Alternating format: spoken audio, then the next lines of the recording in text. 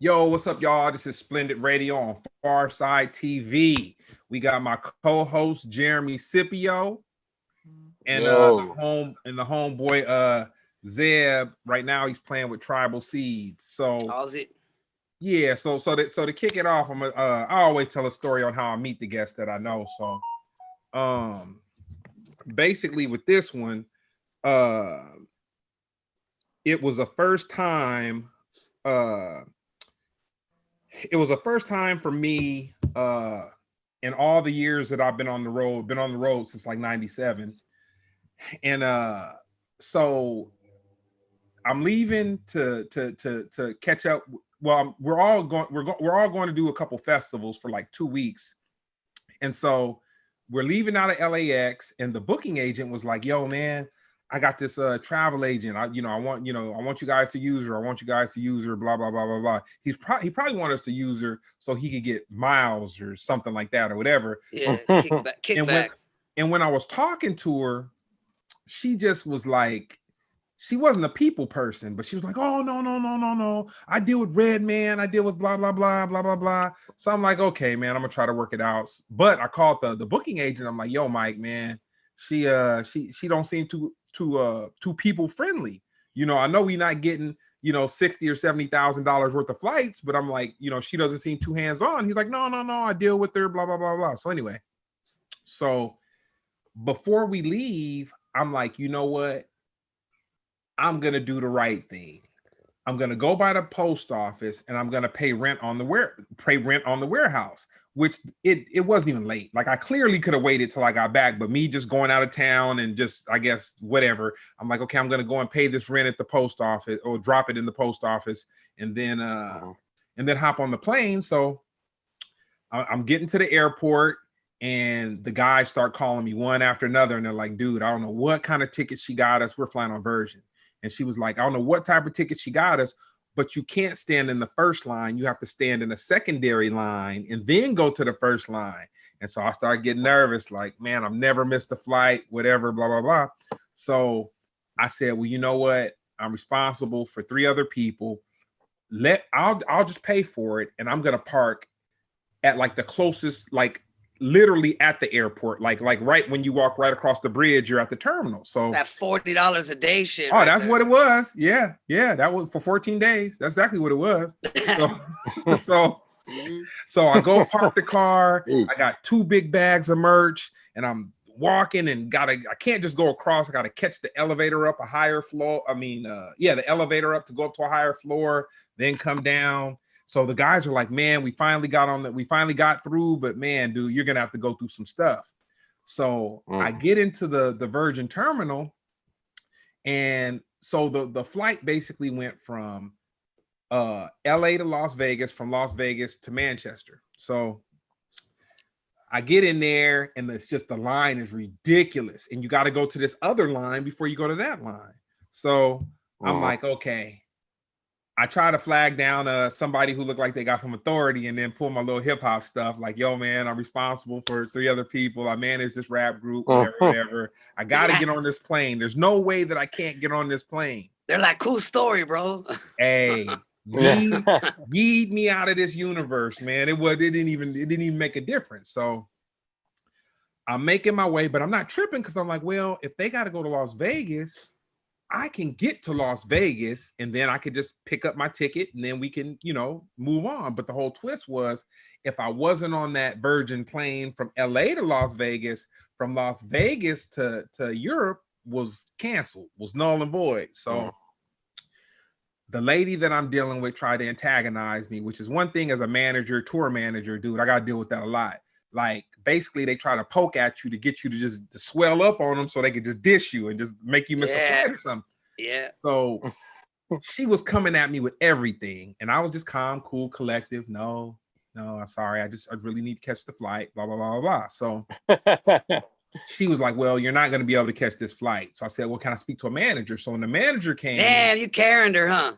Man, let me tell you, when the manager came, I want to speak to the manager.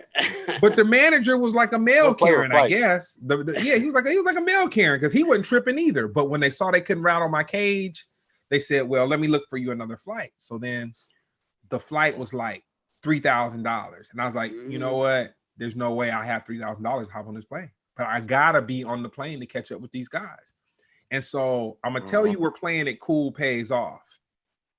The manager said, you know what? Since you didn't give us this problem, I'm gonna call Air France and see if they can courteously comp you, and we'll get you on a flight to Manchester, but you won't be with your guys, but you'll land like maybe 5 or 6 hours later. So long story short, I know after I done talked 10 minutes about it. Now you're gonna go long story short? Okay. Yeah. So I only ended up spending my parking, and then they charged me $187 to switch the flight over to go out of Air France. So go to Air France, we do the shows, had a cool little week in between festivals. We hung out in Amsterdam, and then I'm flying back. So I see this guy on his laptop, and he's just pecking away or whatever. There's a seat between us. He's pecking away on his laptop, but I could see like musical stuff. Like I don't know if it was Pro Tools or Logic or whatever, but I saw musical stuff going up and down. And I was on my laptop because I was doing like the final accounting for the shows, all that stuff, so I could give the guys a statement. And so somewhere, maybe we're a couple hours away, and I was like, "Are you a musician?" And he's like, "Yeah, I play drums. I was just out with Barrington Levy." And then I was like, "Oh yeah, man, I managed the PHARCYDE." So we both were kind of like, "Oh." Yeah, I was like, "Damn, what?" Yeah.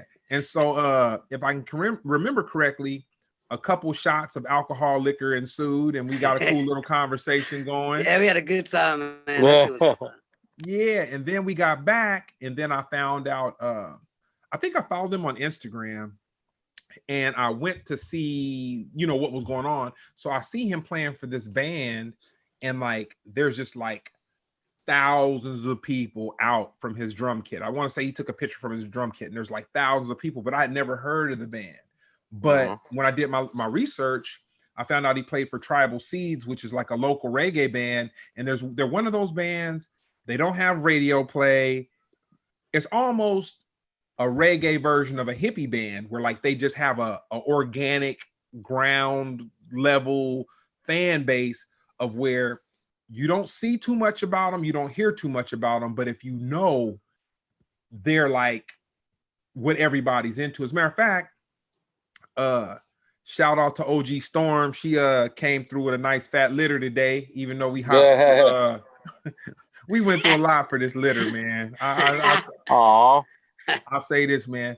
Out of all the litters I've had with dogs, this one tested me. I've never been worried. I've never been anything. And I like this one really took me to places that she's cool though. She's good, right? She's good. Oh yeah, no, you might hear them. They're right in the next room. The pups are screaming a little bit, but they're on the Imperial Cruiser with you. Yeah, the Imperial. I got dogs in the Imperial Cruiser. You understand me? Stormtrooper dogs up in there.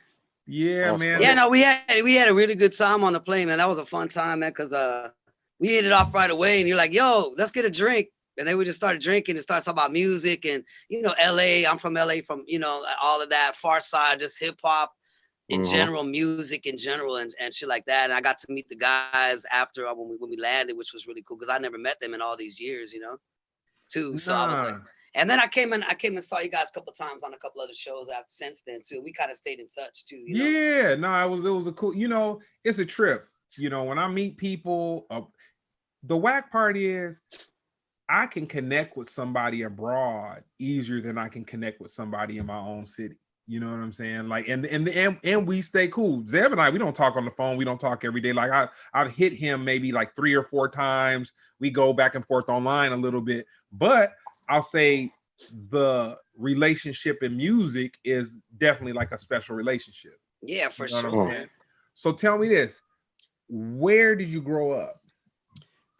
So I'm from LA. I was kind of like all around. My dad lived in Venice, and my mom lived in the Valley. And so I was kind of back and forth between those two places when I was a little kid. And so I kind of grew up on the boardwalk in Venice, skateboarding and that whole life. And then and when I was in the Valley, that beach life wasn't there. And music, my whole family played music. My mom played guitar. My brother played guitar. My stepdad played guitar. So I played guitar, you know, I hated it. I was a little kid and I was real hyper and shit. So my mom bought me a drum set when I was about 9. And I took lessons for maybe a couple years when I was a little kid. And then I kind of just played in my room mostly, you know, to records. Back then it was like classic rock stuff mostly, you know what I mean? And, you know, some punk rock type stuff and everything like that. And as time went on, once I got into say like junior high, this is like, we're talking like, you know, sometime in the 80s, that's when K-Day, you know, was popping off. And, you know, we got into hip hop through K-Day when it was on the AM station back then, whatever it was, 1580. You had to go through a lot of static, man. A lot. Yeah, all that static to try and find it, and you know, all of that. So kind of growing up, I feel like kind of growing up in LA, I was like, even when I wasn't playing drums all the time because I was doing school and all of that, I was into music in general, and I was into the local LA bands like Fishbone and Red Hot Chili Peppers, and you know, all and underground hip hop groups too at that time that were kind of like coming up around that era too. You know what I mean? But before that, so I think I started playing drums and you know, we started bands and stuff, and you know, I didn't really get serious about it until I would say after high school. Through high school, I went to performing arts high school and stuff like that, and I played drums. But same here. It was, what's that? You went there? I went to performing Where'd you arts go? in Cincinnati. Yeah. Oh, okay, cool. Yeah. So Cincinnati, I went. It was like, yeah, I played keys. Wait, you went to an actual school, or was it like a magnet from like a regular school? No, it was an actual school. It was a school for creative performing arts. Actually, that's where me and Ron met. Is the piano player from Free Nationals.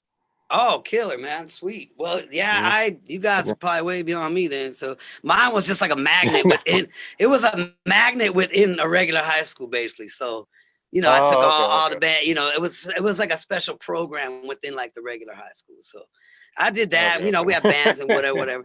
And so I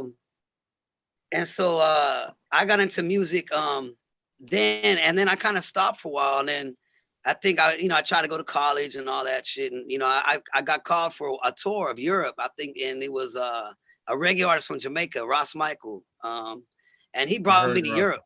So he's like an old school Naya Bingi, Rasta from the Hills music, right? You know what I mean? I'm this little white dude from Venice, you know what I'm saying? And he kind of took me under his wing and was like, yo, this kid's good. He's got a good vibe and he wants to learn, and kind of really gave me like, showed me the ropes of what the music was about. And also how to play it correctly too, you know what I mean? At the same time, and learn it from authentic Jamaican artists, you know? And so, but I was playing other music, like I say, like hip hop. Before that, I would say like the first show I went to was at the Palladium, and it was Run DMC and the Beastie Boys. And like I was there.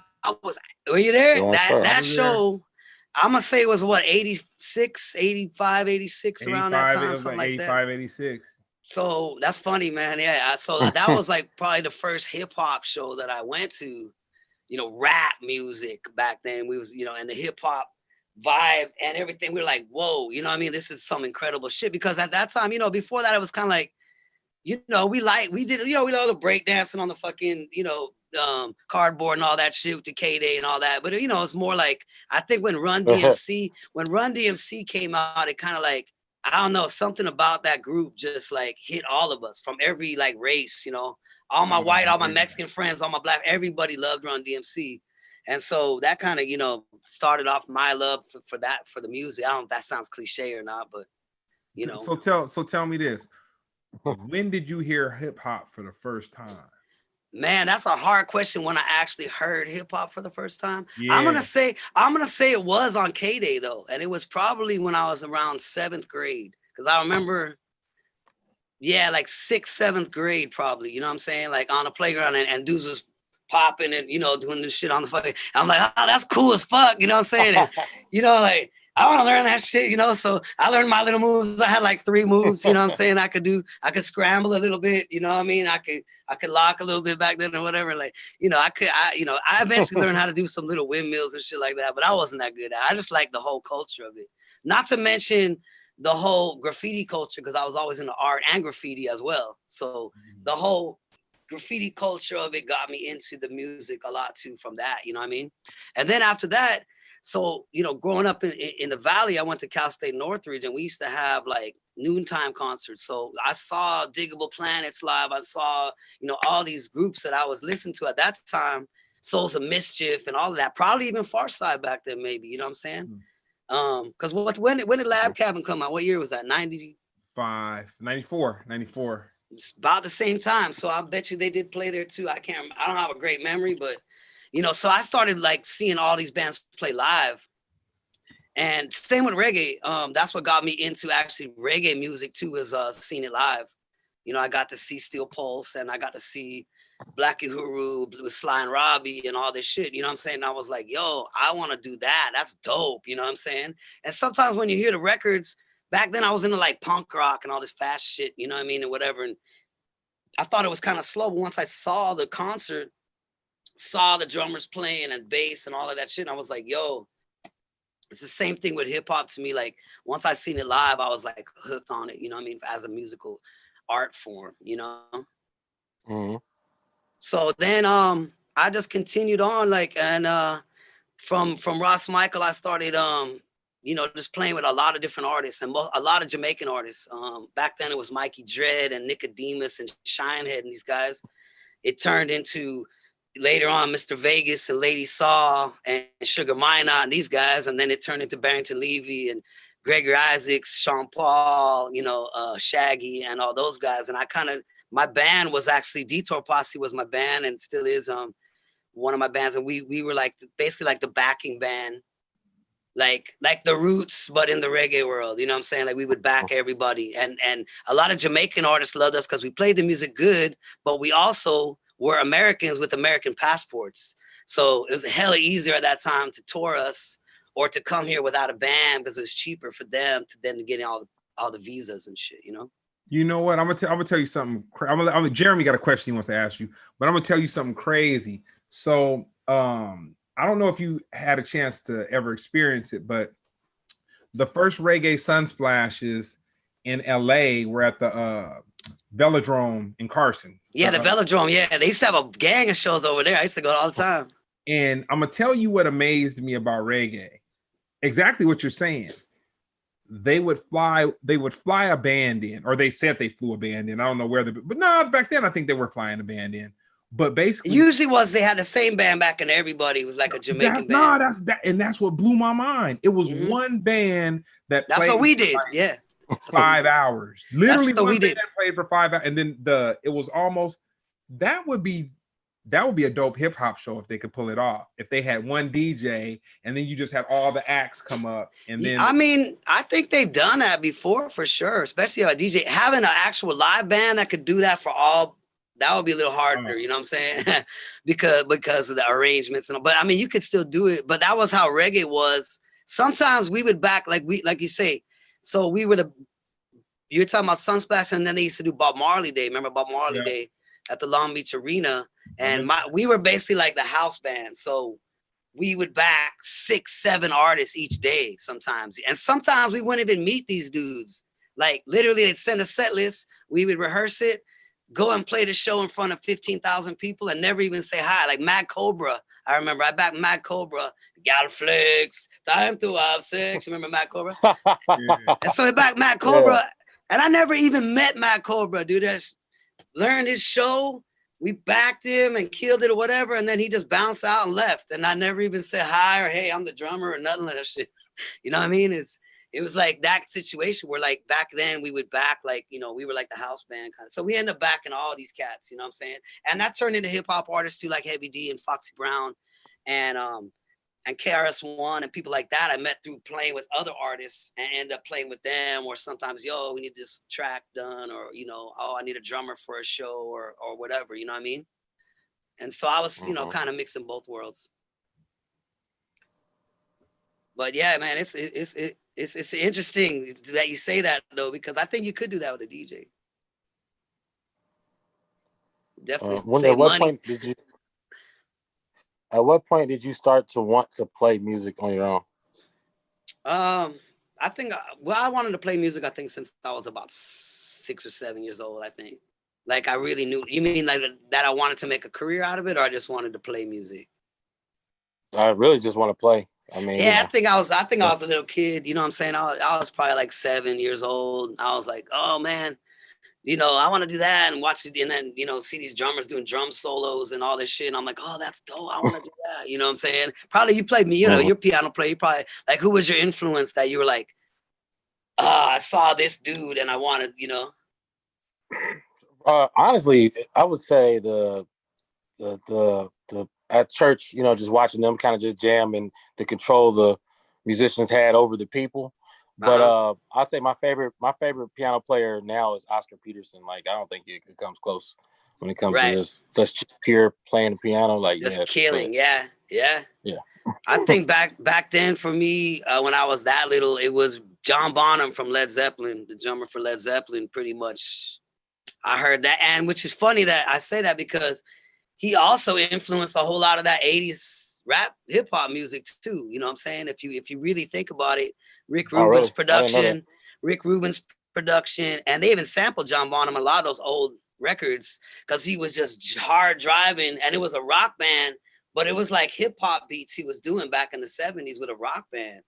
So Rick Rubin and these guys, that's why he started bringing all those rock guitars with Run DMC and Beastie Boys and all that with those like big beat, all that shit. All that shit came from Led Zeppelin, from John Bonham. So that's why I think I love both music, rock music and hip hop music, because I think they're very related through that like connection of where that era, But then I got into the whole 90s, when the PharcydeTV came out, when Lab Cabin came out, that was a huge record for me. Souls of Mischief records, like Diggable Planets, De La Soul, Jungle Brother, all that. Like, I was into that Tribe, you know what I'm saying? Like, that was my whole, shit back then. I just didn't really immerse myself in that scene as like a drummer. I mean, I kind of wish I did look more now, you know what I'm saying? Because I would love to play with some of those groups, you know what I'm saying? Something funny. I knew the PharcydeTV since probably I knew Trey and Imani since like 87, and then Brown in like 89. And then Lip, probably the summer of 89, I met him, but I really didn't know him. But I'll tell you something funny. So I was the homeboy before I did the management thing and, all that other stuff. I tell this story a million times, but I'm going to tell it to you because it's amazing to me. Like, I really didn't get their influence on their musical contribution. And matter of fact, they did Lollapalooza one year, was at the Velodrome, and they performed. And when I looked on the side of the stage, and it's whack, but I was like in the studio as they made albums, but I never, like, I heard it in pieces. Like, I heard like little demo tapes, and then the way the way Bizarre Ride was put together, I would be in and out of the studio, but I never like sat there and like heard, like, until the album was finished, I didn't hear it in its entirety. I just heard like bits and pieces coming and going. So even though I saw the homeboys in the studio, it didn't resonate to me that they were doing something great, or that there's something that people would perceive as great. So anyway, years later, they're doing this show at Lollapalooza, and I look on the side of the stage, and you see Tribe Called Quest, you see the Beastie Boys, you see George Clinton and his daughter Barbarella, and I'm looking and I'm like, damn, they're here to see my homeboys. They're checking the show out. They're watching the show, right? I was like, maybe I'm not listening to their music right. You know what I'm saying? Yeah. Like, well, you don't know at that time. No, because you're too close to it. You're too close. Yeah, they're your homies. Like, oh, that's a cool song, but is it gonna be some big hit? You know what I'm saying, or not? Like, it's all, you never know. Yeah, nah. And so that was funny. And then you speaking on punk rock and like old shows, I also remember seeing Fishbone and Fenders. Fenders Ballroom. I was there every weekend for every show, bro. Oh my God. That's crazy. Yeah, Fenders. I miss that place, man. I got my head smashed by a few Doc Martin boots over the years, and there people just stage diving and shit. That place was crazy, man. I saw Angelo from Fishbone climb up on the rafter, and it broke. Yeah, he don't give a fuck. I bet you he kept singing too. Come on, man. He hit people, then he got on the ground, then he got up, and he finished his thing. Yeah, I know he don't care, man. He's a man. Those guys is legend, LA legend. To me, like just like J5 is too. You know what I'm saying? And there's a lot of groups I think that came out of Los Angeles, man. And I was stoked to have grown up in the era like where you did, where like we got to see all these guys live and shit. I mean, you remember like the Smoke and Grooves tours and shit, like at the amphitheater. Man, I remember the Fugees played one year and I saw Maya come out on a lion, like riding a lion, an actual fucking lion, bro. And I was like, damn, this is probably the dopest shit I ever saw. You know what I'm saying? And like, I'm glad I got to see all of that. You know, Gangstar and you know, Busta with Flipboat and all of that shit at all those shows. Like, I feel like they don't really have that many shows like that anymore. And you know, like, you know, obviously hip hop has changed and rap music has changed. You know what I'm saying?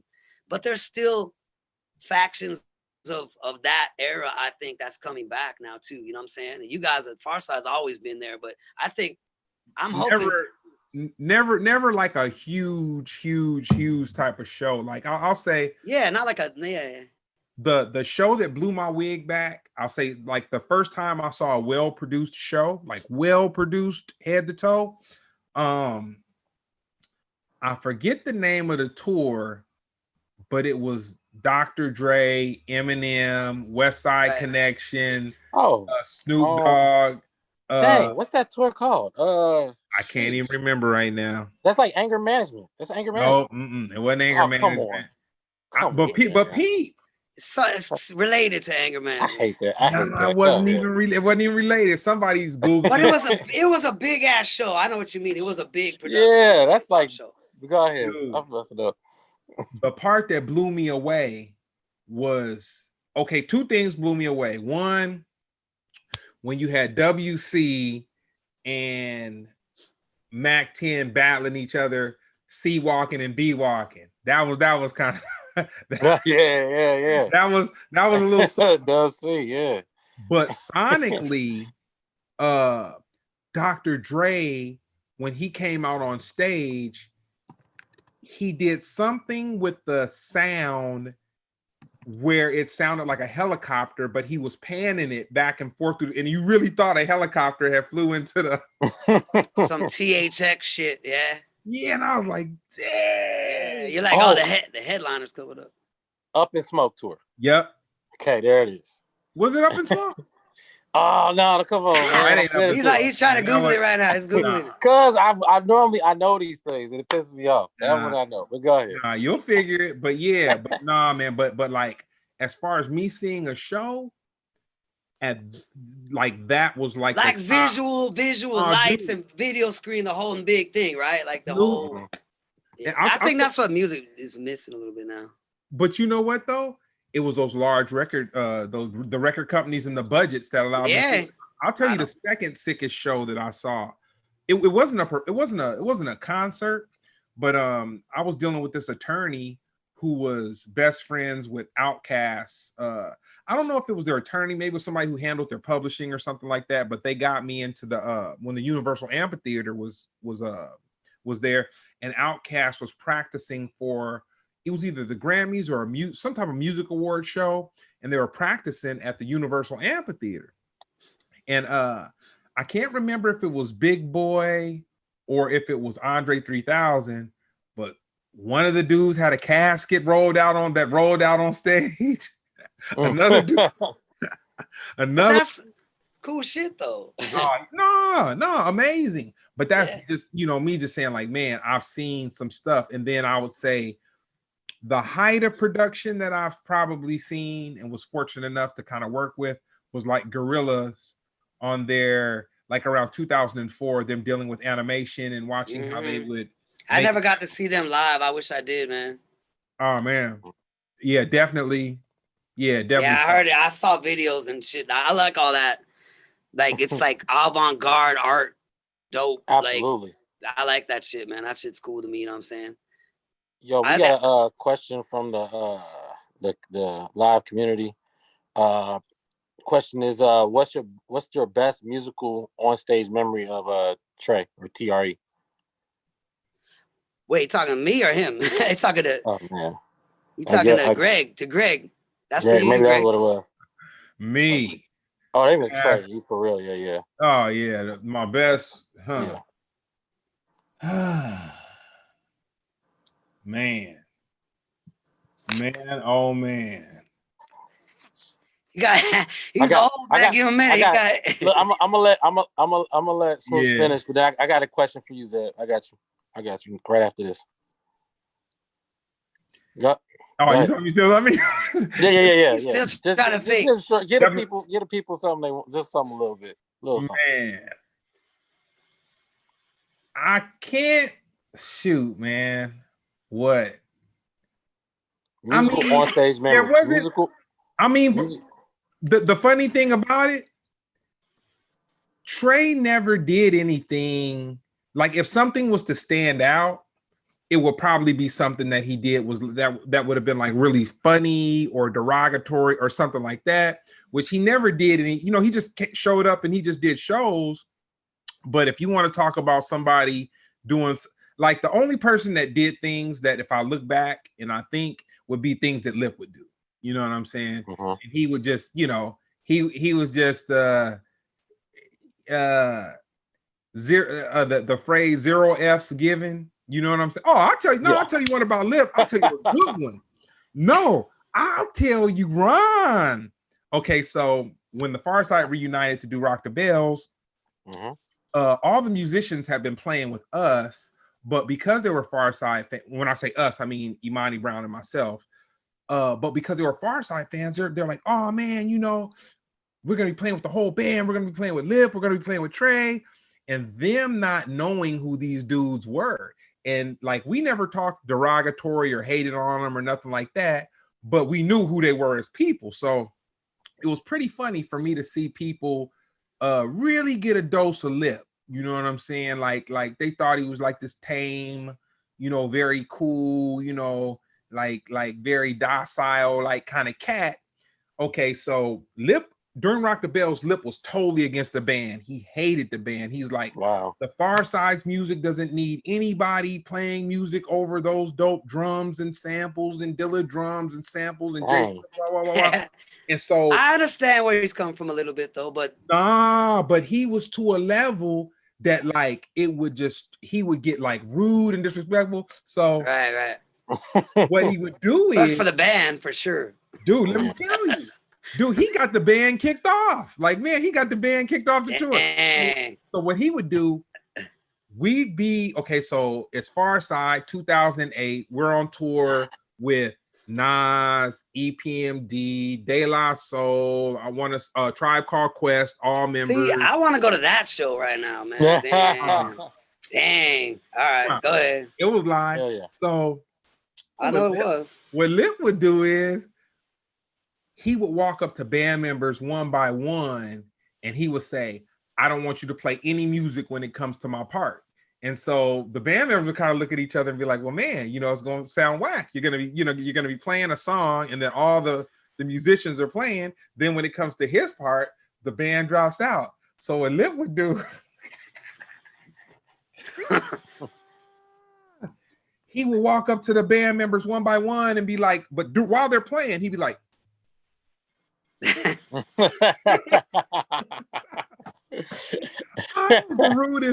was the rudest ever, dude. It was the rudest. It can't be ruder than Jamaican. They're worse than that. They'll call the band out, be like, oh, the band didn't rehearse. Shit like that. Like, on the mic.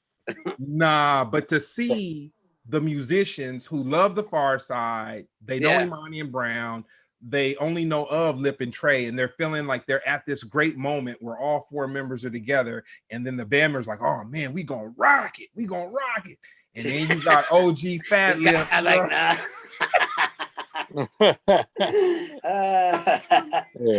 Hey, but you know what? I bet you they've been through that shit before, just like I have, and they're like, whatever, they just roll with it. You know what I'm saying? They pros. You know what I'm saying? Have you ever been dissed on the drums? I've never personally been dissed on the drums, no. But I've seen it happen many times. Like, for real, I've seen artists literally like stop the band, turn around, cuss them out, tell the audience that the band sucks and shit, and then go, all right, come on. I swear to on, God, man. I've seen it. I've That's seen it disrespectful. with Jamaican artists. I've seen it. Hey, Because here's the thing. Like I said, a lot of times they were touring and they never even met the band until like the day of the show, right?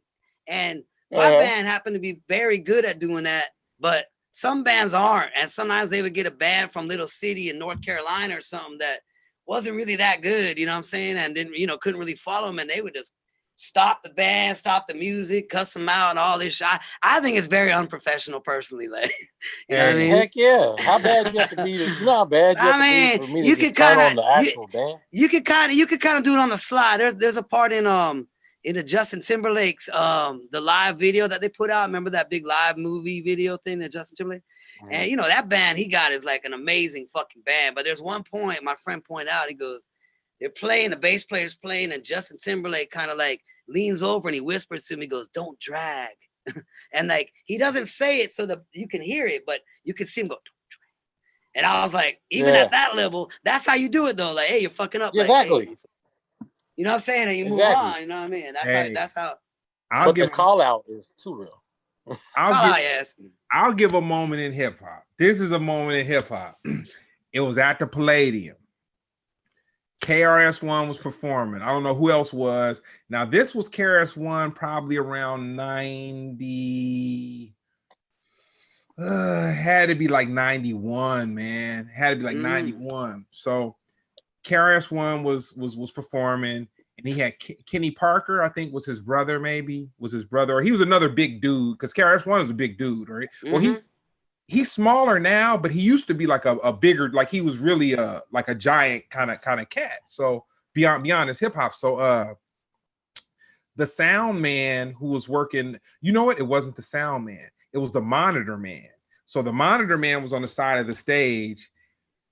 And you know what? I think he took one for the sound man, because they were getting mad at the sound. And the next thing I know, dude, KRS-One threw a mic and it hit the sound man dead in the side of his head, and you see the mic go pop, and it shot straight up into the air. And then, dude, they didn't beat him up, but his crew, dude, they jumped on top of the monitor board and smashed it to smithereens, dude. Wait, where was this? At the Palladium. Damn, that's crazy. That's a little aggro, if you ask me. I mean. And we were talking before. I had a group of KRS and Shinehead and Madline, and it was gonna be like this punk rock, dancehall, hip hop group. And we did some recording and we rehearsed and shit. We just never put it out, but it was a dope project. I really wish it had happened. Mad Lion is still around. Mad Lion's got a restaurant, I think, still in LA.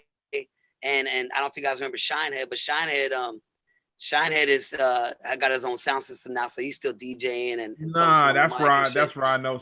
Both of those cats kind of made their way around like the LA scene, like when they moved out here, and it's a trip because they're very accessible. Like Mad Lion, I remember he had a couple business ventures going on, and he was like an accessible, touchable guy. Yeah. As well as Shine. Matter of fact, I need to reach out to Shinehead. I know people. You should, man. That's my homie, man. I love Shine. He's such a talented dude, man. He's funny as hell too. He's just a good dude that to know and shit. He's super talented. Just, like there was a time when he had his moment in the sun. He was big for a long time, man. Because he was one of the first ones that was fusing that gap between reggae and hip hop. You know what I'm saying? And there was a few artists like I don't know if you remember, there was a club. This kind of what got me into the fusion of it too, was Funky Reggae with TJ Matt Robinson back in the day. Remember that club, right? It was it was like where the 10 freeway. I just remember like kind of where the 10 freeway, somewhere in that area. I don't remember exactly what street, but Funky Reggae, I used to go with my homies, and Funky Reggae was like this blend mashup of reggae, dancehall, and hip hop.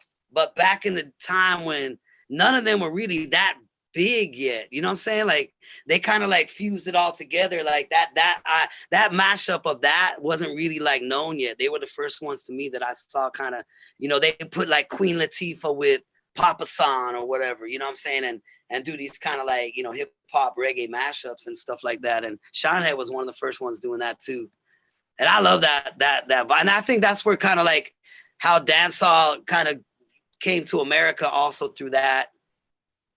progression. You know what I'm saying? Mhm. You know what I'm saying? So tell me this. Yeah. What was your? Oh, sorry, Jeremy. What? I was on. I had a question for the community, real quick. Somebody reached out. I don't want to say the person's name yet, but I said that they were the kid that brought you the snare drum at the concert Hope. At the concert Hope? Yeah, they said it was in it was a Somo concert in Rohnert Park, California. In Rohnert Park. Okay, all right. I'm trying to remember which concert this was. That's a hard one to remember. The RAM is used up in the memory. memory It's like bank. very specific. That's very specific, but you want me to tell his name? Yeah. He's just a kid. He's just a kid that brought me a snare drum. I don't remember. People bring me snare drums all the time. Well, no, I don't remember. Did I play the snare drum, or what did I do with the snare drum? Like, did I need a snare drum? He said is Rayleigh Ibar. No. Say it again. All right, moving on. Rayleigh. All right. If you say so, yeah. I mean, maybe did. I don't know. I don't remember. Rohnert Park. I'm trying to remember what show that was. The concert Hope, though. It's called Hope. Interesting. Let me think about it for a minute and try to remember. I'm gonna tell you this, Zeb. You are better than most, because when it comes to remembering stuff and all this kind of stuff, I'm honest. I've never done hard drugs or just been too off the chain with liquor, or just anything, whatever. But I have. No, but I believe it, man. But I will admit this. I'm good to say, man, the RAM on my hard drive is just kind of full sometimes, man. Yeah, no, I get it. I forget to, trust me, man.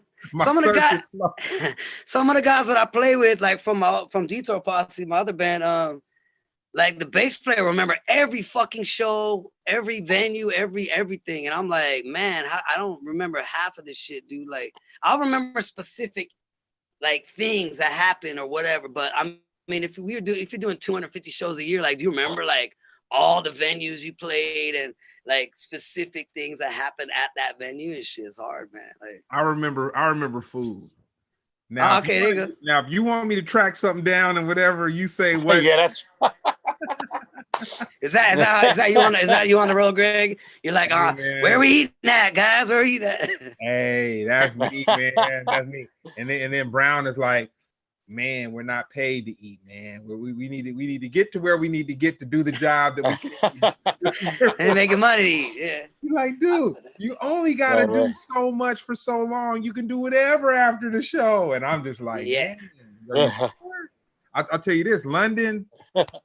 I gotta get. They got the bomb food, man. I gotta get my Nando's on, man. Shout out. I go to Jamaican food in London all day is excellent, man. I think in London has some of the best Jamaican food outside of Jamaica, actually. Yeah, they have a whole lot of good food out there. They have a huge Jamaican community. So tell me this: how did you end up playing with like your first top level like reggae artist? Like, what was the process? So before you answer, this is kind of how I get who you are. You're a kid. You said you bounced between the Valley and Venice, and then you kind of were into hip hop a little bit. You liked punk rock. You probably liked some metal, all this, that, and the other. You said you come from a musical family. You were kind of forced to play the guitar. Wasn't your thing. You got into the drums. I say forced, but you know, it wasn't your thing, but you did what the family did. Okay. Yeah. So how do you wind up on stage with like the likes of a Shaggy or the likes of like a huge reggae artist? Like, man, that's the $1 million question, bro. I get asked that a lot. It's hard to answer how. I think like you said, like you say, you meet people, right? And you can kind of tell, like, you're a good reader of energy and, like, you know, vibes, right? Yeah. I think that's been half of my career is, you know, not only wanting to play music, you know, as good as possible, but also to be like relatable and cool with the artists that I'm working with or with management or whatever. I think on that level, that's pushed me a lot in my career. Just trying to make, you know, like cool, friendly relationships with people that I'm working with, not just like, I know a lot of guys that are dope ass drummers, man, but they're like, first question is how much am I getting paid? You know what I'm saying? That's it. They're all about, hey, how much am I getting paid? What's the gig? Da, da, da, da, da.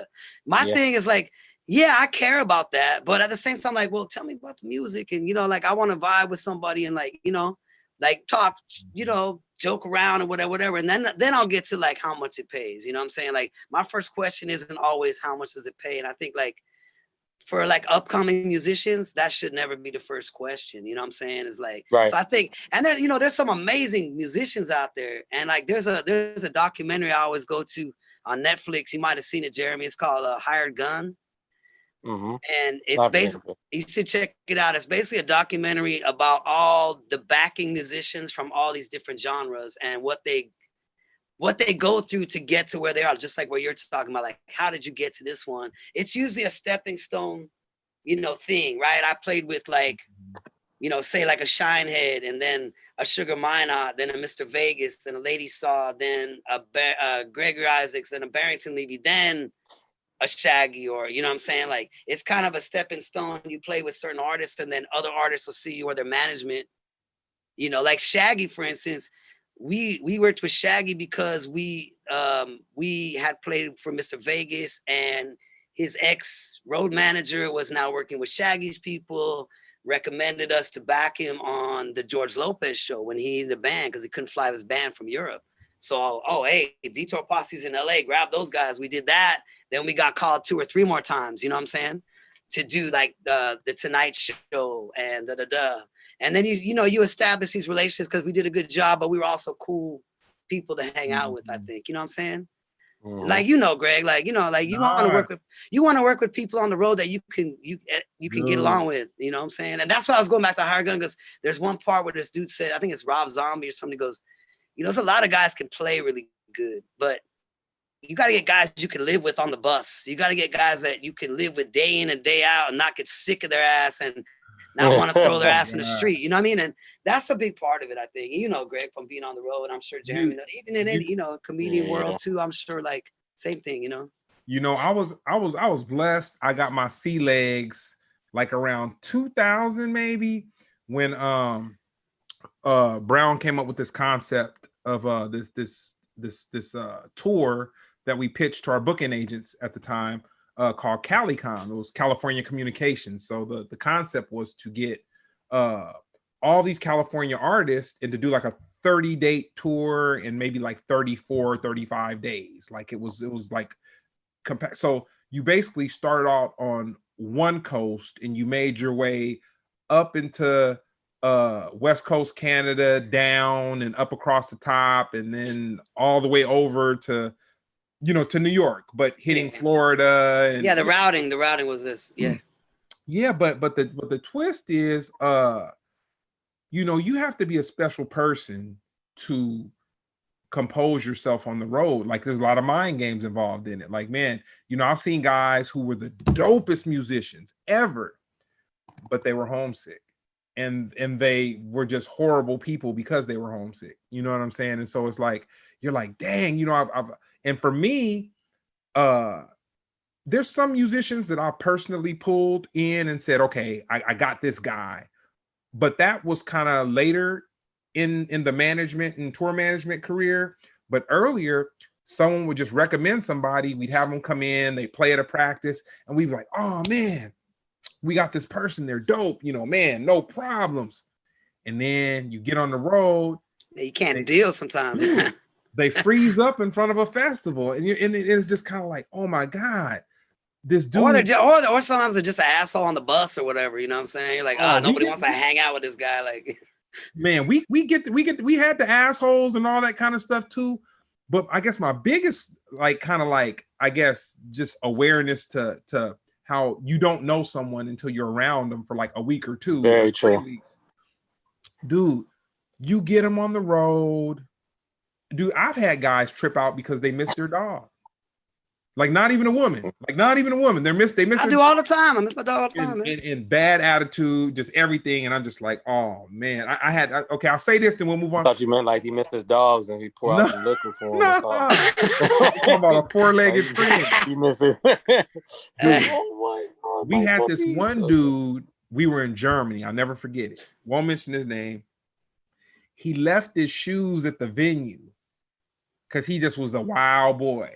He left his shoes at the venue. We're in the Sprinter van going to the hotel. He doesn't realize he's left his shoes until like maybe 15 or 20 minutes away from the venue in a Sprinter van, and the hotel was probably about 45 minutes or whatever away from the thing. Fuck this shit, man. I'm going home. And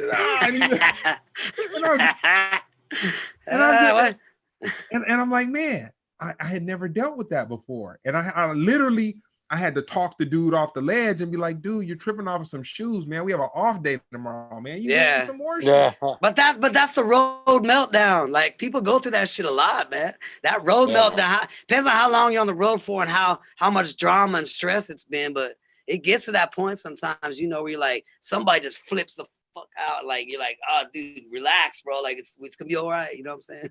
You know, as the manager and road manager, I make it my business to like have a personal relationship with everybody who we bring out, like to a level. So my thing is like, I'll go and have a drink with them before a show or something, or I'll treat them to dinner or something, just so I could be around them, so that they have so they understand my rapport, and it's like, okay, if you have a problem, you can come to me.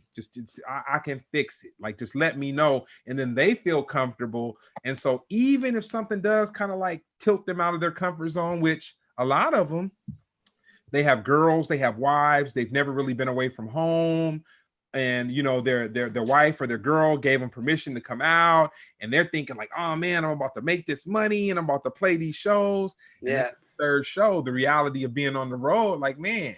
Yeah, no, it's, you know, I think, you know, like the more seasoned you are at doing it, it's a lot easier for you. Like, when you get guys that have never done it before and it's the first time they're leaving their girl or their kid or whatever, like, yeah, you know what I'm saying? Like, that's why a lot of bands will go for like somebody with experience, like already been on the road for, you know, when you get the green dude that has like the new baby and shit, sometimes it's hard, man. You know, it ain't an easy life, that's for sure. You know what I'm saying?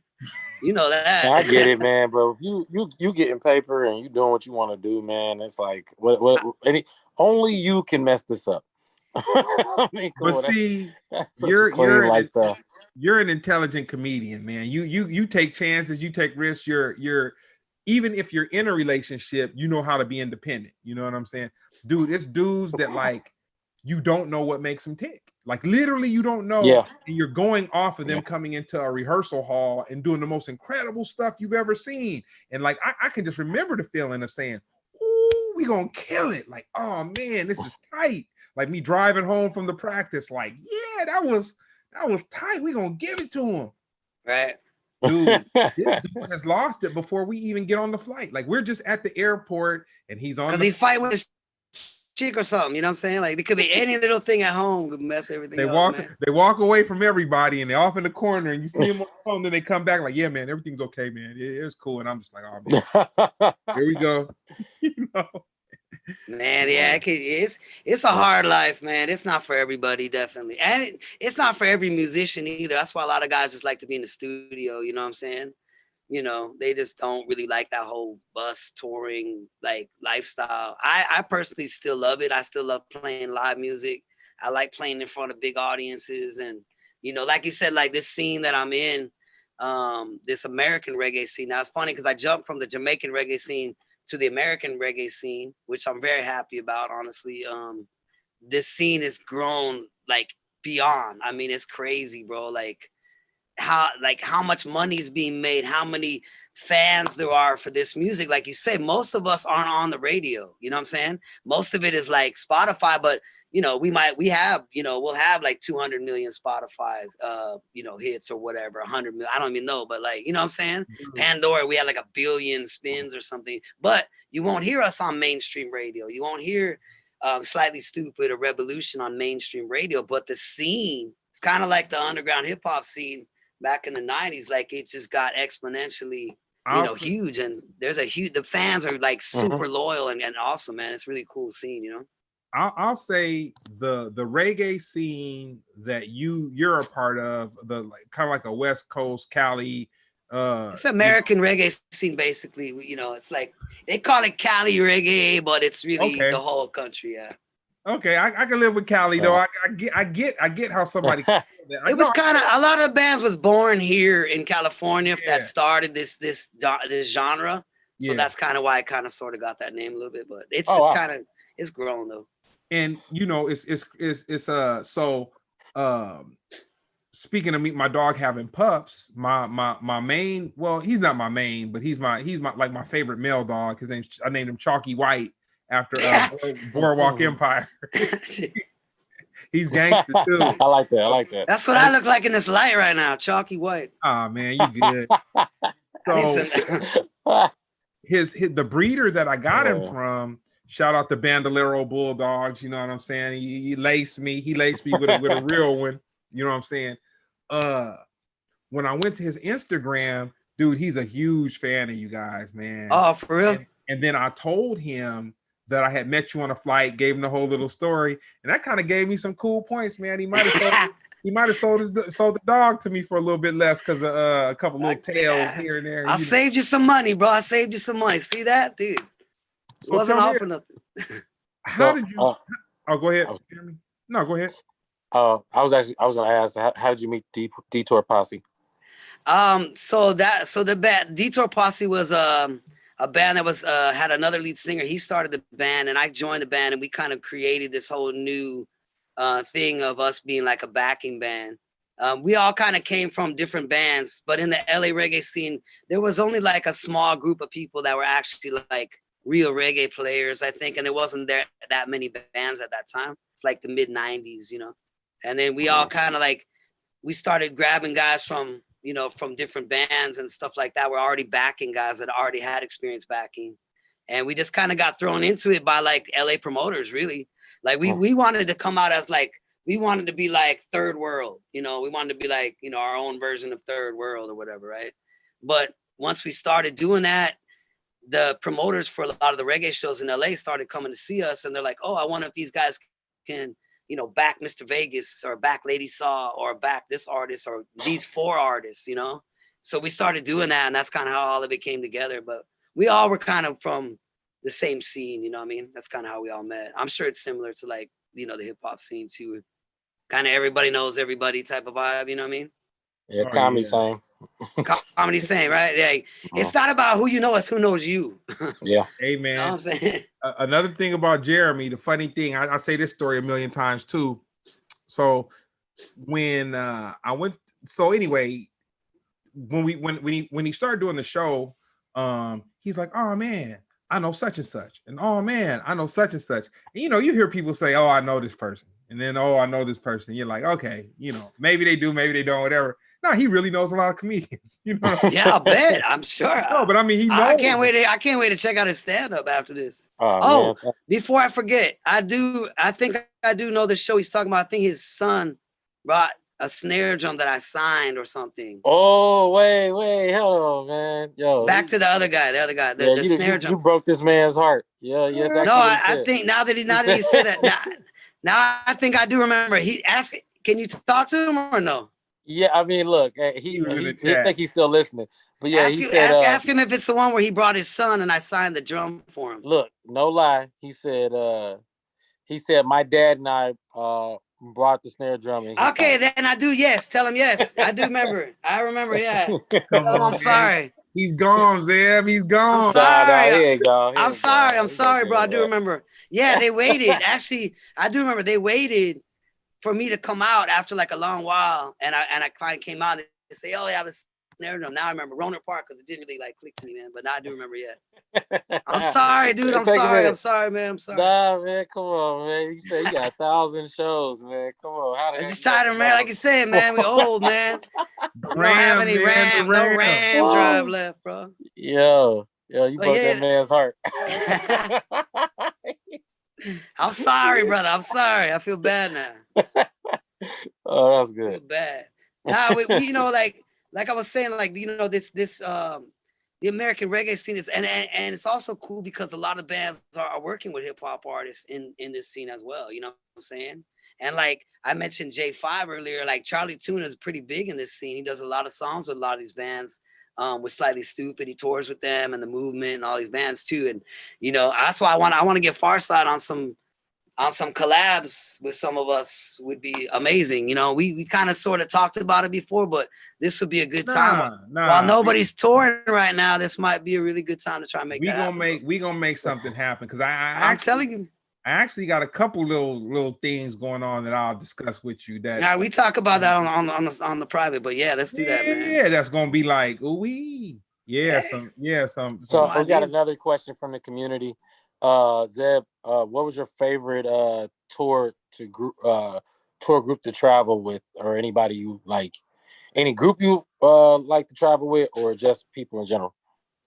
Artists. Well, I actually really liked playing with Tribal Seeds and touring with Tribal Seeds. You know, all the guys are super cool. We have a big crew. We have a lot of guys on the bus. There's 15 of us on the bus. And I also love my other band, Detour Posse, because we were brothers and we know that we played together for like 15 some odd years. As far as artists go, like working with artists, I'm gonna say Gregory Isaacs was one of my favorites to play with and back. He was just a super cool guy. I love playing his music. Lady Saw is also really another one that's super, super cool and down to earth. And Half Pint, I would say. I think those three like really stand out to me as like Shaggy's really cool to work with, but I never toured with him. But I would love to tour with him. But we just played TV shows with him mostly, you know what I'm saying? So you never know until you get on the road. Like, you know, once you get on the road, you really see like, hey, this person's like cool. This guy's kind of a diva or whatever, you know. I won't name names, but there's some divas in. Come on, man. I've seen. I heard Shaggy was a liar. It wasn't him, bro. It wasn't him. It wasn't him. Oh, no, it's funny.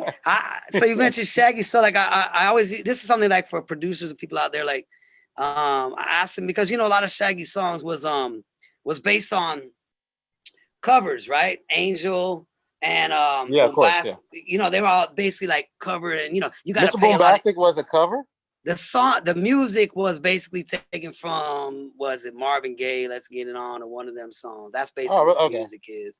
So I'm sure he had to pay royalties for that. Angel is a mashup of the Joker and Angel of the Morning. Juice Newton had to pay for that. A lot of his song, what's the first one he had? Oh, Carolina, Bomba Cloud. Okay, that was a cover too. So I asked him, I was like, do you care about giving up, like, you know, because a lot of artists don't want to use samples or take songs because of publishing and all that. And he's like, bro, he's like, I don't give a fuck. He's like, these songs are allowing me to have a career as a musician and tour and all that shit. I'll give up all of my fucking royalties for that. He's like, I don't care. And I thought a cool way to look at it though is like, some people kind of look at music like, okay, I want all of the, you know what I'm saying? Like, I want all of this. Everything.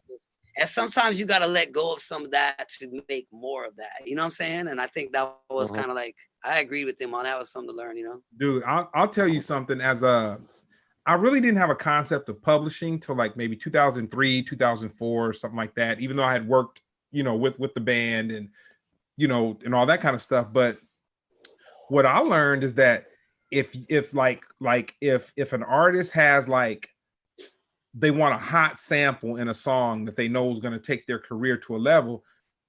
Same like the thinking along the lines of Shaggy, dude. They'll give up all the publishing. They'll be like, dude, I'm not even worried. Okay, you know what? Because you're gonna go sell out every show. Yeah. You're gonna sell that. So what? You didn't get 100% of your publishing. So what? You know what I'm saying? That's one song. That one song. I mean, Shaggy sold what? 15 million copies of Hot Shot. Like 15 million records, man. He's like, he don't give a fuck. He's like, and I thought that was, not that I'm saying everybody should go out and do covers. I'm just saying like you could extrapolate that to any songwriting, because you know a lot of people really want to like control all of the royalties and all those things sometimes, and like, oh, I'll never use a sample or whatever because I don't want to, like you said, I don't want to give up, you know, X amount of dollars. But at the end of the day, bro, you want to hit, right? Like, you know. Yeah, I'll be sampling comedians' jokes. I'll be like, I'll tell a joke and I'll be like, hey, come here, Cedric. Finish this joke for me. All right, thank you for going to bed. Hey, man, whatever works. As long as it gives you a career. Now, I was wondering about that. So I was wondering about that with you guys. Like, do you ever like, because we do that with music, bro. Like, I'll write a song and subliminally, it'll sound like some other shit I've heard, like a certain part or something. Does that ever happen to you guys? Like you write a joke and you're like, oh fuck, you know what? Chris Rock did that shit back in 90, but you know, like, or whatever. Like, does it ever, like, did you guys ever go through that same thing? Man, I've heard so many different versions of that, but I'll say for me, I think of comedy as like a rhythm. So I'll say maybe I'll find a rhythm. I'm like, oh, I like that rhythm, but really it'll be another comic's rhythm. You know what I'm saying? So I had to avoid that. But a lot of comics just straight up steal and they'll lie and be like, oh, I've never heard it before. Like, no, that's It's clearly probably easy. or I think it's a stage in growth because you know, I always say nobody invented stand-up comedy, so we saw somebody do it and then we go, okay, let me apply that, you know, but then after somewhere along the journey you become yourself, you know. Right. But some comics, they'll just be stuck doing a low-key Dave Chappelle impression and try to pass it off for their voice, like, oh man, dang, shit, damn, ah. And they be like, hey, people, they get off stage, they be like, hey man, good set, man. Hey, yeah, that was a good set. Like, this nigga was doing Chappelle the whole time. Like, Hey, you're like, that's been man, done already. That's been done already. But I mean, I think that's like music too. I mean, and you know, when you're first starting out, you're trying to emulate people that you like, right? You know what I mean? I think all that comes with experience, right? You know, right, I mean, right. I mean, I guess it's different in the comedy world. Music, you only have a certain amount of notes to work with. It's how you put those notes together. Comedians, you kind of have this world of current events and, you know, words and shit, which is a lot, I think, broader probably, you know. Man, I always say it's, you know, it's not enough circuses in town, so they have to go somewhere else. They have to come. I mean, that's just what happens. I mean, you know, so you get so many different types in comedy. I feel like the term comedy is too broad of a term for what we actually do. Yeah. But you know, all are welcome. Everybody has a different idea of what comedy is, and you have to accept it. I mean, as long as you know, it's making money and people are interested in what you're doing. I mean, you know, and there's a place for it. But I'd say kind of along with your original sentiment, you're saying like about, which I feel like what you were saying and Shaggy and all these other people is, you know, you do it because you love it, and as long as you're following what you love, you know, like the money and, you know, even your status of where you belong on this planet comes with that. You know, trying to control that is how you lose it all. Exactly. Yeah. And when I mean it all, I mean probably your mind more than anything. All of it too. You got, yeah, exactly. Yeah, you know, you can't. Yeah, exactly. You're doing it because you love it. You would do it for free. You know what I'm saying? Like you know, we've all done it for free. I still do shit for free. I'm sure you do too. You know what I'm saying? So it's like, you know, we would do this either way. So the fact that we can actually make a living doing it is amazing to me. I'll never take it for granted. You know what I mean?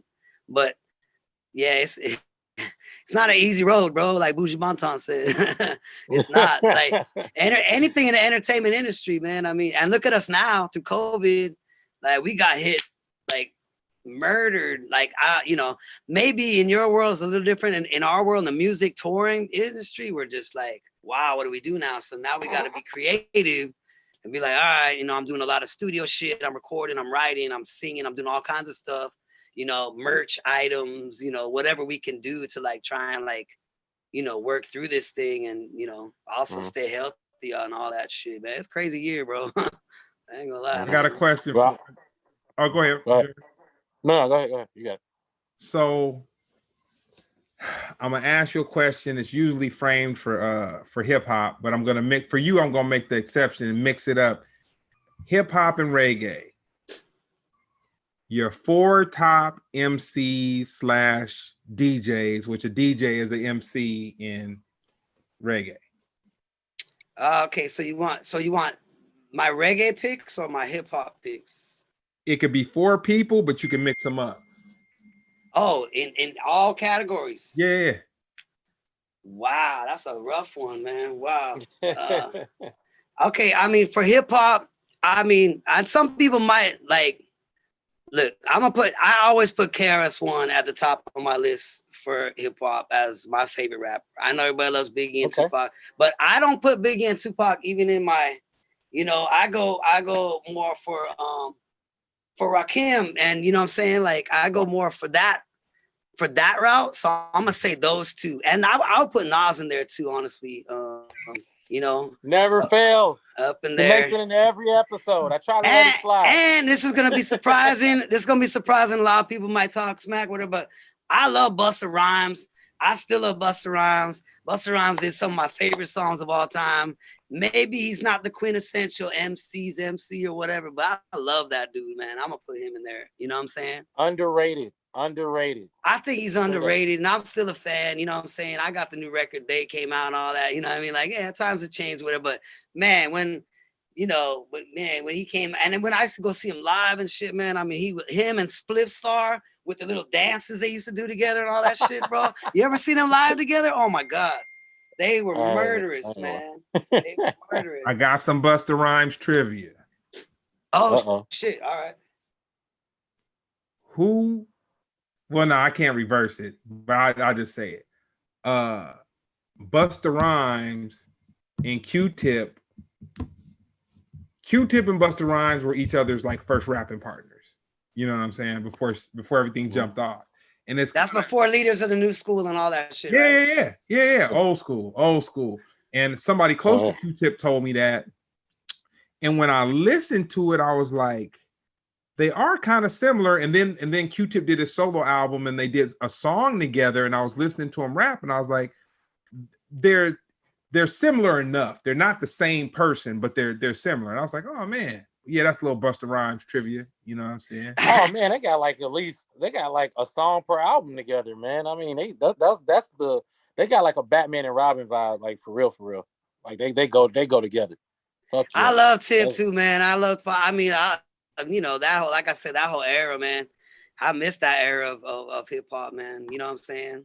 I wish it would all come back. You know what I'm saying? I know everybody right now is into like, you know, but what's going on the radio or whatever, and all that. But me, you know, we kind of old school. Like, I mess with it a little bit, but it's not really my thing. You know what I'm saying? I really still, like, I'll still go back and listen to my PHARCYDE records, and I'll still go back. I've this group called the Boogie Monsters from New York. Yeah. So like I used to fuck with that group hard, man. Like the other day I was in my car, I was like, I want to hear the Boogie Monsters. And I just pull up the Boogie Monsters, like, oh man, they never got anywhere.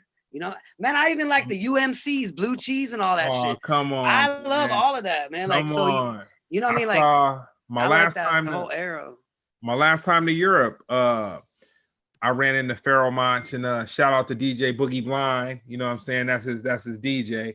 But I'll say this, man. It's pretty impressive. The Tribal Seeds, man. Thank you, man. That's a pretty impressive feat. Jeremy has a question for you, but before we hop to that, what's the name of the Tribal Seeds new album? So I'll give you a little backstory real quick on their new record. It's called Tribal Seeds Live, the 2020 Sessions. Okay, so it's a live record that we recorded during quarantine at a venue. So there's no audience, but the music is live and we mixed it. We did the video, all of that. I don't know if you guys have seen, I'm gonna send you the links for it. You can find it on YouTube. The whole live album is a visual also. Looking for Tribal Seeds Live, the 2020 Sessions. That should come up, and it's also on sale as an album, vinyl, and all of that. We set out to just do it as a live stream that we were going to pre-record because we wanted to mix it and make it sound. You know, we saw a lot of bands having a lot of struggles with live streams sounding good, right?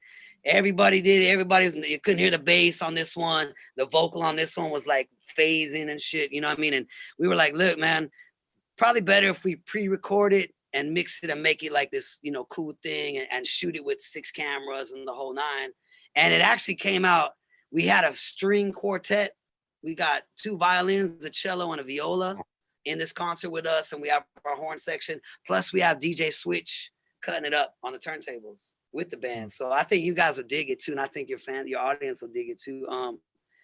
And so we were gonna just do it as a live stream, but we're like, damn, this shit sounds really good. The visual looks amazing. Like, let's just put out as a live record. So that's what we did. And that's where it's at right now. And we're going to release the studio record next year, but we wanted to release something at least for the fans during the quarantine thing so they could have some music. We put about 4 or 5 new songs on there too that are live versions of the new songs, you know? But the band, you know, we've been working hard during us. We kind of got fucked with the whole COVID thing just for like recording. You know what I'm saying? Everybody was like at the beginning. Everybody at the beginning was like, I don't want to go to that studio because I don't trust none of y'all. You know what I'm saying? And you know, now you know we kind of worked it out. We got our own studio now, and it's a lot easier to work on it. So we're finishing it up. But I know a lot of you guys, listeners, probably aren't familiar with us, but we are a roots reggae band, but we also blend in a lot of other elements like EDM and even some rock stuff within roots reggae. So we kind of, and plus the band, we're mostly Latino, so like some songs in Spanish and things like that as well. So we kind of have a broad appeal. That's why we've been doing. That's internationally. We had tours booked right before COVID to go to Europe and do all the, you know, Summer Jam again. We did Summer Jam last year, Rototom and all that shit. You know what I mean? And COVID kind of screwed all that up, bro. But you know, we're still here going strong. So anybody wants to check us out, it's called Tribal Seeds Live, the 2020 sessions. That's a shameless plug. Hey, I got a question because it's something I never really put two and two together. So I would say, you know, I'm a knowledgeable person, but this is interesting to me. Can you please explain to me the difference between reggae and reggaeton? Wow. Okay, so reggaeton. Because I didn't know.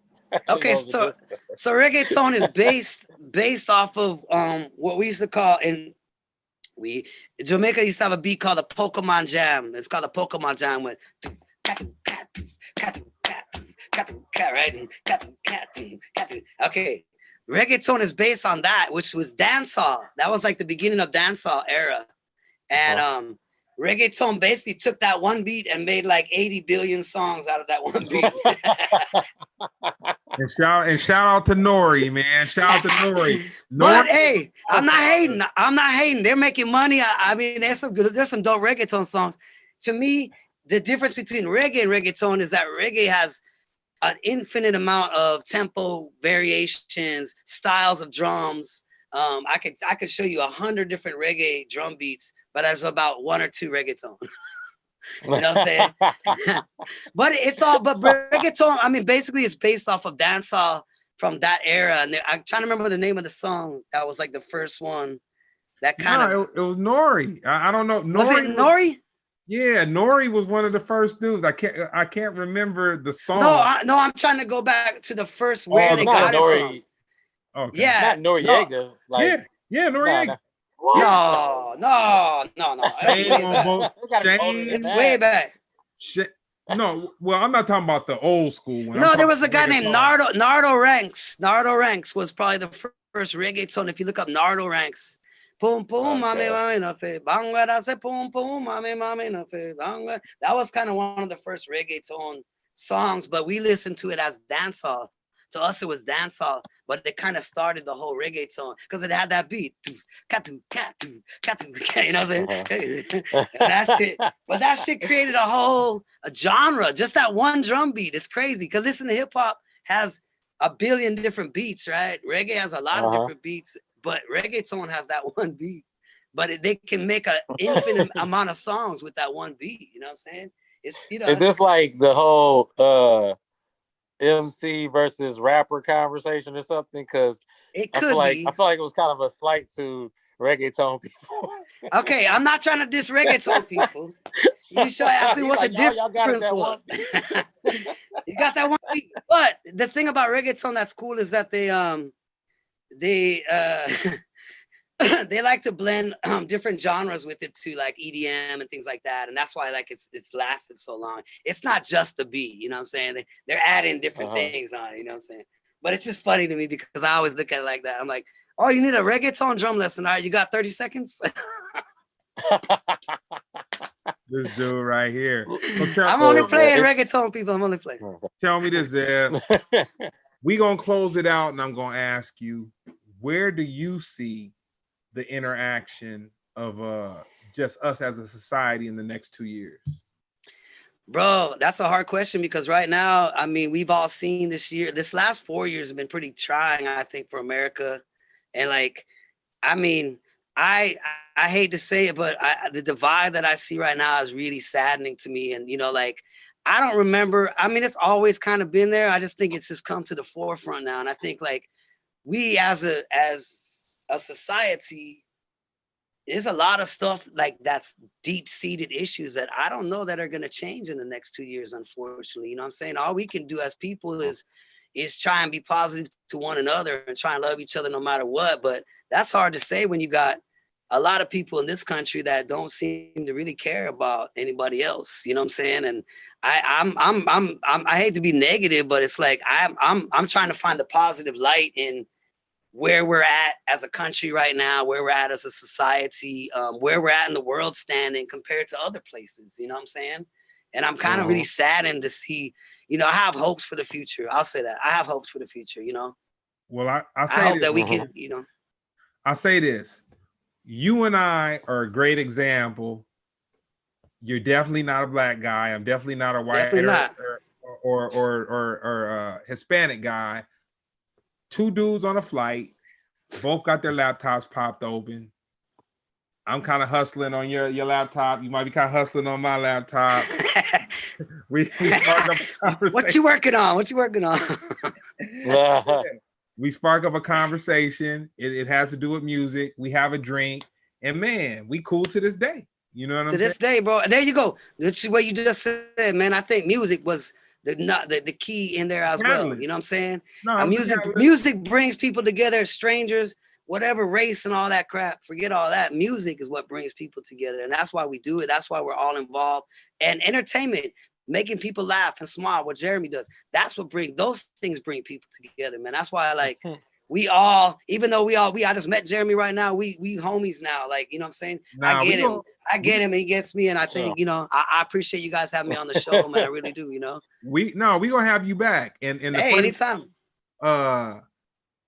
So I've only seen Jeremy like live one time, but I saw a clip that he posted on Instagram this morning, and it kind of made me feel like, damn, I miss seeing Jeremy do comedy. Because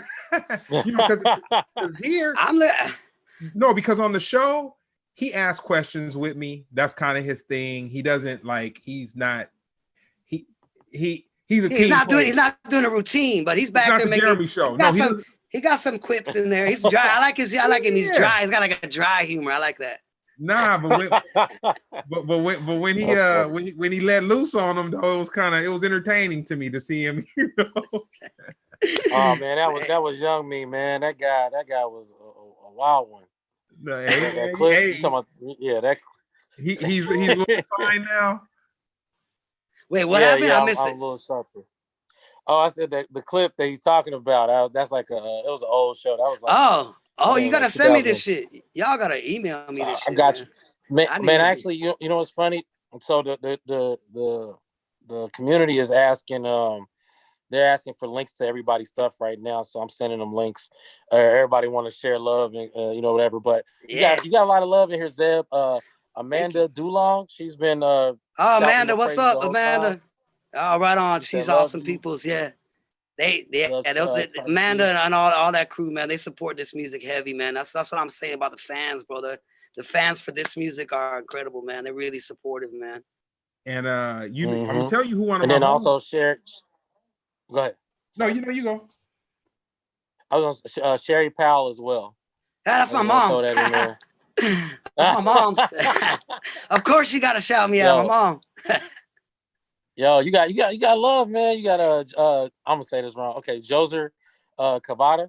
Okay, so Hoser's the one that he's our videographer that did our live album video. So check it out. Hoser did all the visuals on it. Live, remember Tribal Seeds live, the 2020 sessions. If you guys are out there, check it out. Man, I'm gonna get up with you, Zeb. Man, we might have a socially distance drink on them, man. You know absolutely, man. We can stay 6 feet. I don't know where Jeremy lives, but he meet us too, man. Let's fucking hang out, man. I'm here. I'm in the city. Right. Let's go. Let's do it. Hey, you guys, I really appreciate you guys having me on, man. Thanks for calling me, Greg. Nah, easy. Anything you want to shout out though, real quick? I mean, I know you shout out the album, but anything you want to, you know? I just want to shout out everybody out there, man. No matter what side of the field you're on, man, just be safe and and love one another. You know what I'm saying? And we can get through all of this, man. You know what I mean? Your, I do have hope. Give your social media. Oh, my social media is at Zebdrum, ZEBDRUM on Instagram. So if you want to follow me on there, I always post all my stuff on there. And the band is Tribal Seeds. It's at Tribal Seeds on Instagram and on Facebook as well. And all our dates and all of that stuff will be on all of that stuff. So hopefully by next year, we got shows and tours booked for 2021. We'll see. We might, hopefully we'll be doing a drive-in. In fact, Greg, I would love for you guys to come in February around the 20th. We're going to advertise it, but we're supposed to be doing a drive-in at the Grove in Anaheim. So I'm gonna throw something into the universe. I'm gonna holler at you tomorrow about a song a concept that I got that I think will be dope, and you can run up the flagpole to your folks, and maybe when you do that little Anaheim Grove or the little thizzle you talking about right now, make you guys come on. Yeah, I could bring somebody special out, man. That would be pretty amazing. Call me tomorrow, bro. Don't forget. Yeah, nah, amen. I appreciate you guys, man. I appreciate all the fans and the listeners, man. Thank you guys so much, man. And Jeremy, your social media? I say as of right now, just check me out at Jeremy Comedy. I'm going to be dropping something real soon, an hour of content, brand new content. People keep hitting me with the whole, oh man, we need a laugh right now. Well, I got it. It's all packaged up, 2020 with a bow on it. It's coming. That's it. And I'm going to check Jeremy's shit out right now when we get off the phone. What's that? What's that CBD line, man? That I might need to get gummies for my back. Inspire 91. Inspire 91's CBD. They got if you're having trouble sleeping or just getting through the night or something, to de-stress and dehumidify your body. Inspire 91. You can go to on IG and just go ahead and order straight from the link. Inspire 91. I'm gonna check that out too. And I'm at Smooch, SCHMOOCHE. That's my IG. Yeah, man, I'm just out here trying to bring cool dudes like Zeb and Jeremy. You know what I'm saying? We cool dudes. Yo, Zeb, your people are full, dog. I'm not there going crazy in this chat now. They going crazy? They going crazy in the chat? Yeah, man, for you, dog. Man. Hey, man, thank you. I appreciate everybody, man. I appreciate the love from all you guys and all the fans, man, for real. Next time I'm going to have a Imperial Cruiser like Greg and I'll look cooler. Oh, man, Greg needs an Imperial Cruiser, man. Yeah, he does. Hey, Jeremy, shout everybody out for me. Tell them I said I love them all, man. Yo, let me see. Tony Ray, Jacabo. Yeah, Tony Ray. Tony Ray, he's one of the founders of Tribal Seeds right there. T. Ray and his brother Steve started the band. And he just told Hoser to get back to work. Ah! Hey, man. Hey, he ain't lying, man. Slave drive that fool.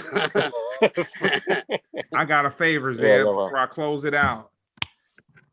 I want to do a interview with Tribal Seeds, man. I know it's a gang of y'all, man, but we got Zoom, man. We can... Oh my God, there's a lot of us. Hey, but you know what? Hey, you know what though? I could get probably like 4 or 5 of us to do it. Yeah, not everybody, but I could do that. We could do that. Yeah, no.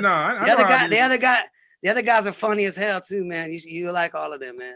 If you could give me 4, man, I'd like to have a great conversation. We put it together, man. Absolutely, brother. Hit me up tomorrow and we'll talk about all this stuff, man. Nah, cool, dude. Thank you, man. Once again, as a musician, like I've never seen you play with Tribal Seeds. You got to come out. When I saw you with Barrington Levy, it was like my first time watching you, and I was just kind of like, yeah, man. That was a fun show, man. That was a cool show. I was like, that was cool that we got to do that together after we had met too. That was dope. Yeah, how that all worked out. Oh, that's the universe working, man. Straight up. Yeah, definitely, man. All right, so thanks everybody for tuning in. Okay, thank you everybody. I appreciate y'all, man.